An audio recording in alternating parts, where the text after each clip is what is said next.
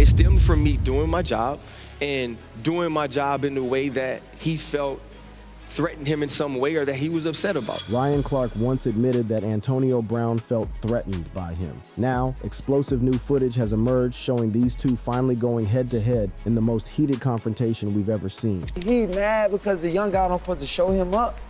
It's a young man's game. Hey, B, that's not why we were fighting you. Why y'all was fighting? We were fighting you because you believed you were the team. The tension is off the charts, and it only got worse. What sparked it all? Let me break it down.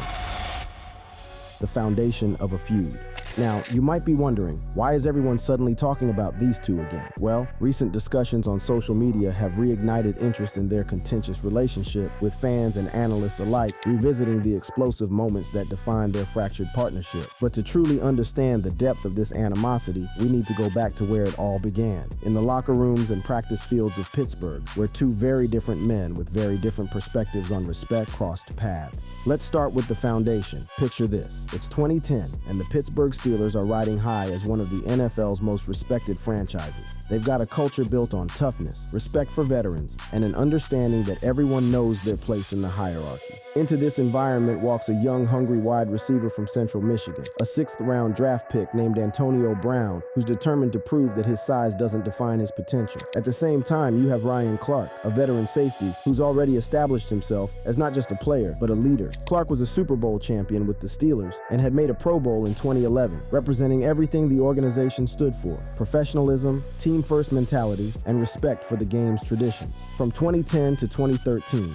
Brown and Clark were teammates on the Pittsburgh Steelers, and initially, their relationship seemed cordial enough. But beneath the surface, tensions were already beginning to simmer. You see, Antonio Brown wasn't just any rookie. He was a player with an almost supernatural work ethic and an unshakable belief that he was destined for greatness. The first major crack in their relationship can be traced back to a pivotal moment in 2012. Antonio Brown had signed a 5-year, $42 million contract extension, making him one of the highest paid players on the team, despite being just a third-year player. This wasn't just unprecedented for the Steelers organization, it was virtually unheard of in the entire NFL. And you know, when you can transition to the second contract, depending on the state of the team, you know, you could get a little jealousy from the other guys, you know, because I was a third-year player, I was young. The team didn't even know that I was gonna get an extension on the contract. Everyone thought Mike Wallace was gonna get the contract. But here's where the story gets really interesting. Ryan Clark later revealed that he had actually been told by Coach Mike Tomlin beforehand that if Mike Wallace didn't accept their contract offer, they were going to sign Antonio Brown. Mike T told me, he said, we're gonna offer this to Mike Wallace, and if Mike Wallace doesn't take it, we're gonna sign AB. At the time, this dude was coming off 2 years. Pro Bowl as a returner, a receiver with 1,200 in damn near the second half. And Clark's reaction? He reportedly told the coaching staff that if they gave Brown that kind of money without proper guidance, they were going to create a monster. The prediction would prove to be eerily accurate. The very first day after Brown received his contract extension, he was involved in a heated altercation during practice. During one-on-one drills, which are notoriously competitive in the NFL, Brown was slapped in the head by a defensive player during his route. Instead of letting it slide, Brown retaliated by slapping back and then proceeded to tell the coaches, including the legendary defensive coordinator Dick LeBeau, exactly what he thought about the situation. The first route, the guy slapped me in the head legally. You can't do that, dog. I just told you how you came to practice with 42 mil. The first rep, the nigga slapped me in the head like, bro, you can't do that in the middle of the rep. This wasn't just any coach Brown was confronting. Dick LeBeau was a Hall of Fame defensive back and a respected figure throughout the organization. Players like Troy Polamalu, Ryan Clark, and James Farrior all held LeBeau in such high regard that anything he said was never questioned. But here was this young player, fresh off signing a massive contract, essentially telling a legend to back off. He cusses out Dick LeBeau, right? Coach LeBeau, somebody who Troy, myself, James Farrior, all respected so much that anything he ever said, there was never a reply, right? He says he's the franchise. He says you can't touch me. He's talking to Keenan Lewis and different guys that are covering. And we almost get into a physical altercation next. This is where Ryan Clark stepped in. As one of the veteran leaders on the team, Clark felt it was his responsibility to address what he saw as disrespectful behavior that could poison the team's culture. Clark and Brown nearly came to blows that day over Brown's treatment of Coach LeBeau, with Clark believing that Brown had crossed a line that simply couldn't be tolerated. But from Brown's perspective, this wasn't about disrespect. It was about standing up for himself himself in a culture that seemed designed to keep him in his place. Brown felt that he had been treated poorly by veteran players and coaches even before getting his big contract, experiencing what he described as rookie hazing that included having his car filled with popcorn and being deliberately ignored during practice sessions. So when I became the guy, I still held those feelings where guys treated me wrong. Like, did little rookie shit to me, Had to sing your songs and... Yeah, fill my car with popcorn, little petty shit, like Ben Roethlisberger won't throw me the pass, like on purpose in practice. The 2012 season was particularly difficult for the Steelers, with Brown describing it as having the worst team ever in terms of unity and camaraderie. Even respected veterans like Troy Polamalu were getting into fights during training camp, highlighting just how fractured the team's chemistry had become. And like our leaders, like in training camp, even like guys like Troy Polamalu would get in fights. Right. So we didn't have no unity. This toxic environment created a perfect storm. You had a young player who felt he had earned his place, but was still being treated like a rookie. Veteran leaders who believed in maintaining traditional hierarchies. And a coaching staff trying to manage personalities that seemed increasingly incompatible. Ryan Clark's perspective was that Brown needed to fall in line and help the established veterans like Troy Polamalu, Ike Taylor, and himself ensure the team remained competitive. From Clark's viewpoint, getting paid didn't give Brown the right to disrupt the team's established culture and leadership structure. And I understood that. Our thing was, now since you are the guy, now since you earn the money, fall in line and help the Troy Palomalus, the Ryan Clarks, the Ike Taylors, make sure this team is where it needs to be. And so when we felt like that wasn't happening, that was the issue. But Brown saw it differently. He believed that his individual excellence and work ethic earned him the right to be treated as a leader, not just another player who needed to defer to veterans. This fundamental disagreement about leadership, respect, and team hierarchy would become the foundation for everything that followed. But he one of the leaders on the team, and I done been through so much, and I'm like, nah, I'm the leader. And they ain't really understanding how my leadership is. And I'm like, all right, you right here, I'm right here. So wherever we meet at, we just gonna meet right here and we gonna deal with it. The stage was set for a conflict that would eventually explode beyond the confines of the locker room and practice field, eventually playing out in the most public way possible. But before we get to those explosive moments, we need to understand how these underlying tensions festered and grew over the years that followed. What made the situation particularly volatile was that both men had legitimate points. Clark was trying to preserve a winning culture that had brought the Steelers multiple championships. Brown was trying to establish himself as more than just a talented player. He wanted to be recognized as a franchise cornerstone who deserved respect commensurate with his production and contract. Neither man was willing to back down from their position, and as Brown's star continued to rise while the team's success began to plateau, these philosophical differences would eventually tear apart not just their personal relationship, but create ripple effects throughout the entire organization. The foundation was cracked, the warning signs were there, and the explosion was inevitable. What happened next would not only end their friendship, but create one of the most public and bitter feuds in modern NFL history. The explosion. The simmering tensions between Antonio Brown and Ryan Clark that had been building since 2012 remained largely contained within the walls of the Steelers facility for several years. But like a pressure cooker with a faulty valve, it was only a matter of time before everything exploded into the public sphere in the most spectacular and damaging way possible. By 2018, the dynamics had shifted dramatically. Ryan Clark had retired from playing and transitioned into his role as an ESPN analyst, giving him a platform to share his opinions about current NFL events. Meanwhile, Antonio Brown had reached the absolute pinnacle of his career, establishing himself as arguably the best wide receiver in the entire league. From 2013 to 2018, Brown had an unprecedented run of success, with 6 consecutive seasons of at least 100 catches, 1,200 yards, and 8 touchdowns. He was statistically the greatest wide receiver in Steelers history over a 6-year period, putting up numbers that even legendary players could only dream of achieving. You've been the best thing in Steelers history, in the last 20 years. For 6 years, statistically, you were the greatest wide receiver that ever lived. Ever. So do you think some of the animosity stemmed from the defenses saying, this is us? This is what Steelers history is. But success, as they say, can be both a blessing and a curse. Brown's incredible individual achievements seemed to coincide with a growing sense of friction within the organization. The Steelers, despite having one of the most talented rosters in the NFL, consistently fell short of championship expectations, and finger-pointing began to intensify. The breaking point came during the 2018 season, specifically in the final week when Brown had a heated argument with quarterback Ben Roethlisberger, leading to him skipping practice and ultimately being benched for the season finale. This wasn't just any game. It was a win-and-you're-in scenario for the playoffs, and the Steelers' franchise receiver was nowhere to be found. The moment say, yo, man, I got a concussion, I can't play, that mean I can't come to the playoff game to support the game?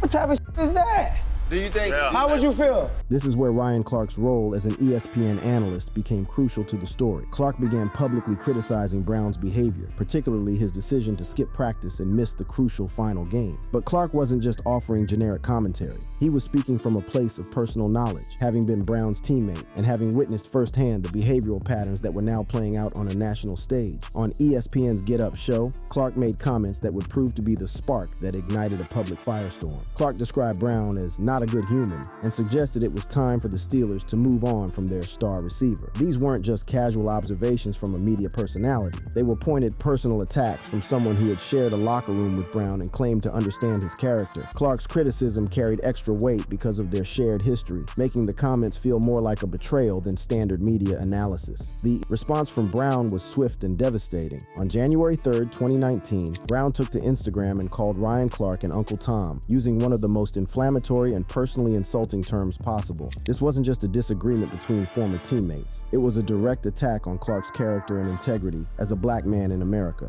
Antonio Brown took offense to you mentioning his name in a tweet, and he came at you last night. The former wideout inferred a confrontation between the two of you the next time you two meet. The Uncle Tom accusation wasn't just about football. It struck at the heart of a much deeper cultural and social divide. In the African American community, being called an Uncle Tom suggests that you're betraying your own people for the approval or benefit of white authority figures. Brown was essentially accusing Clark of sacrificing his loyalty to a fellow black athlete in order to curry favor with his predominantly white ESPN audience and colleagues. The accusation hit Clark hard, not just professionally, but personally. Clark had to address the comments publicly, explaining his position and defending his right to offer honest analysis regardless of the racial dynamics involved. This created a complex situation where legitimate football criticism became entangled with questions of racial loyalty and media responsibility.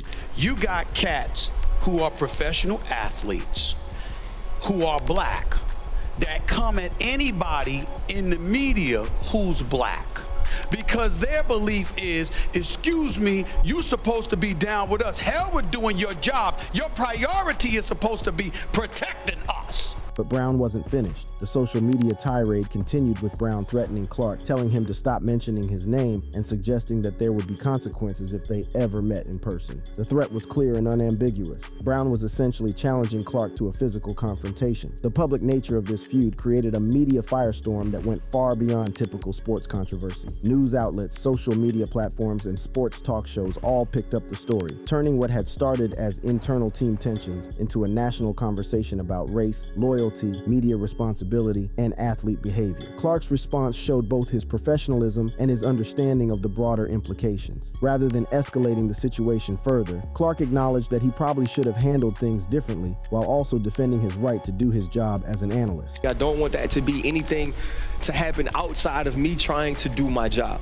When you play football the way that I played it, and being somebody who people felt like was lesser talented, I was able to play because when it came to having a flight or fight response, I had no flight. What made this situation particularly complex was that both men had legitimate grievances. From Brown's perspective, Clark was using insider knowledge and their personal history to damage his reputation publicly. Brown felt that Clark should have addressed any concerns privately rather than airing them on national television. From Clark's standpoint, he was simply doing his job as an analyst by offering honest assessments based on observable behavior. Clark argued that Brown's actions were public. The consequences were affecting the entire team, and therefore they were fair game for public commentary. Since you've been gone from Pittsburgh, you called out Big Ben. I've been told that Big Ben had tried to reach Antonio Brown on several occasions, okay? And Antonio Brown ignored his text messages. The 2019 public explosion revealed just how deep the philosophical divide between these two men really was. It wasn't just about football anymore. It was about respect, loyalty, responsibility, and fundamentally different views on how black athletes athletes should support each other in predominantly white sports media landscape. The feud also highlighted the unique pressures faced by former players who transition into media roles. Clark found himself caught between his responsibility to provide honest analysis and the expectation from some in the African American community that he should protect fellow black athletes from criticism. Meanwhile, Brown's response revealed his deep sensitivity to what he perceived as betrayal from someone who should have understood his perspective. The fact that Clark had been present during those early conflicts in Pittsburgh made his public criticism feel particularly personal and hurtful. The 2019 confrontation also set a pattern that would continue for years to come. Rather than resolving their differences privately, both men seemed willing to continue their dispute in the public arena, ensuring that their personal conflict would remain a source of ongoing drama and speculation. The immediate aftermath of the Uncle Tom incident saw Brown eventually being traded from Pittsburgh to the Oakland Raiders, officially ending his time with the organization where this entire feud had begun. But rather than providing closure, Brown's departure from Pittsburgh only seemed to intensify the animosity between the two men.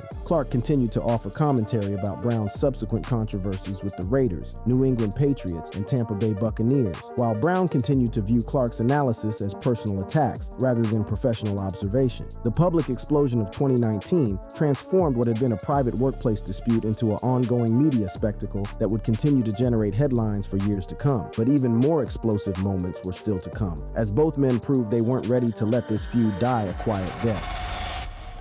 The aftermath and lasting impact.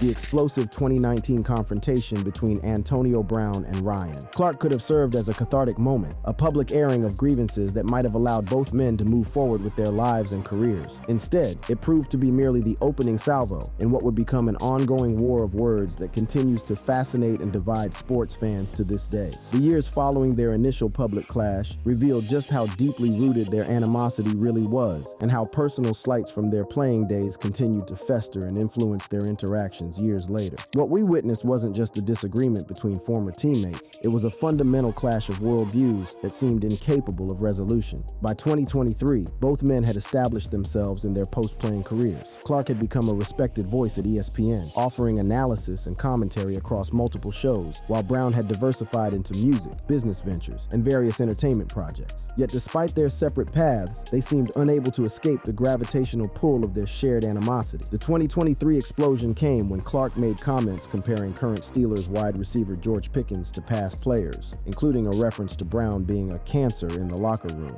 These weren't offhand remarks made in the heat of the moment. They were calculated observations from Clark about Brown's impact on team chemistry during their time together. Brown's response on December 22, 2023 was swift and characteristically unfiltered. He blasted Clark on social media for the cancer comment, reigniting their feud and demonstrating that the passage of time had done nothing to heal these particular wounds. What made this exchange particularly revealing was how it showed that both men remained deeply invested in their version of events from over a decade earlier. Neither had moved past the fundamental disagreements that had first divided them in Pittsburgh, and both seemed determined to continue fighting battles that most observers assumed had been settled years ago. The 2024 incident provided even more insight into the depth of their ongoing conflict. On July 24, 2024, Clark recalled the training camp scuffle where Brown had cussed out Dick LeBeau, describing how the team lost total control in that moment. This wasn't just historical commentary. It was Clark continuing to use their shared past as ammunition in their ongoing public dispute. The pattern that emerged was clear. Neither man was willing to let sleeping dogs lie. Every interview, every social media post, every public appearance seemed to carry the potential for renewed conflict. Their feud had taken on a life of its own, becoming a defining characteristic of both men's public personas. But perhaps the most revealing aspect of their ongoing conflict is what it tells us about the broader dynamics of professional sports, race, media, and personal relationships in the modern era. Their feud touches on fundamental questions about loyalty,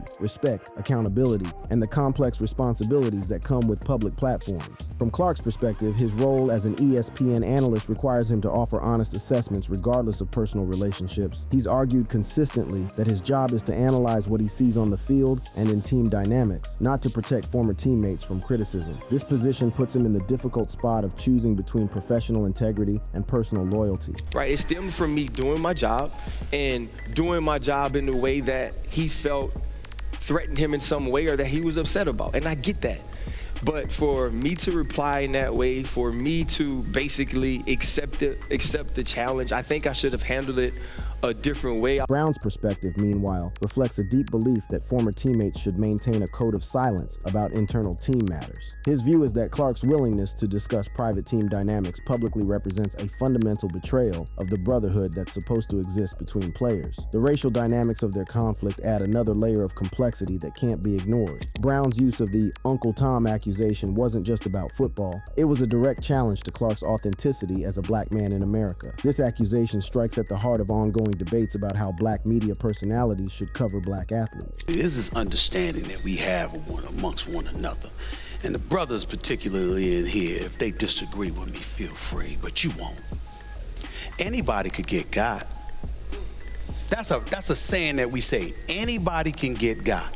The impact of their feud extends far beyond their personal relationship. It's become a case study in how social media can amplify and perpetuate conflicts that might have once been resolved privately. Every tweet, every Instagram post, every public comment becomes fodder for continued controversy. Their ongoing conflict also highlights the challenges faced by retired athletes as they navigate post-playing careers. Clark's transition to media required him to develop a different skill set and perspective, while Brown's various business ventures have kept him in the public eye in ways that continue to generate controversy. As of 2025, both men continue to be asked about their relationship, and neither seems inclined to offer the kind of public reconciliation that might finally put this feud to rest. Recent discussions on social media continue to reference their past conflicts, suggesting that public interest in their relationship remains high even years after their playing careers ended. The most recent developments show Clark continuing to use Brown as an example in his analysis of current NFL situations, while Brown's focus has shifted to legal issues and business ventures that keep him in the headlines for other reasons. Brown's legal troubles, including an arrest warrant for attempted murder stemming from a May 2025 incident, have dominated his recent news coverage, though these issues are unrelated to his ongoing feud with Clark. What's particularly striking about their continued animosity is how it reflects broader themes about forgiveness, growth, and the ability to move past old hurts. Both men have achieved success in their post-playing careers, yet neither seems capable of letting go of grievances that date back over a decade. Their feud has also become a cautionary tale about how personal conflicts can overshadow professional achievements. Brown's incredible statistical accomplishments and Clark's successful media career are often discussed in the context of their ongoing dispute rather than being evaluated on their own merits. The lasting impact of their conflict extends to other players and media personalities as well. Their public dispute has influenced how other former players approach criticism of current players and how athletes think about their relationships with teammates who transition into media roles. Looking ahead, it seems unlikely that this feud will be resolved anytime soon.